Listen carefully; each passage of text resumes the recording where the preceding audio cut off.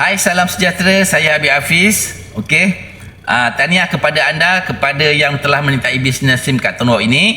Sebagai pengguna, kita automatik menjadi dealer. Okey. Dan kita dapat manfaat seperti yang kita sedia maklum. Apabila kita menjadi pengguna ataupun dealer, of course ada target masing-masing.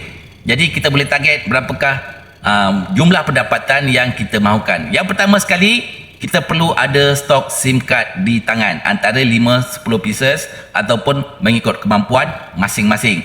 Bagaimanakah caranya?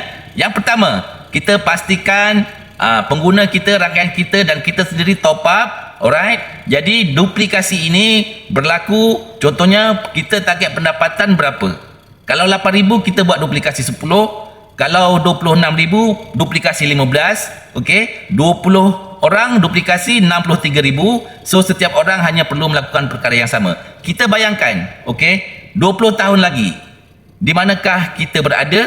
Okey, 20 tahun lagi tu bergantung kepada kita punya tindakan usaha kita ke arah kebebasan yang macam mana, platform yang macam mana. So Tonwalk menyediakan platform ke arah kebebasan kewangan dengan modal yang rendah. Okey, minima top up RM35, RM60, lebih-lebih pun RM100 apabila telah mencapai pendapatan RM3,000. So anda renung-renungkan, okey, mulakan sekarang.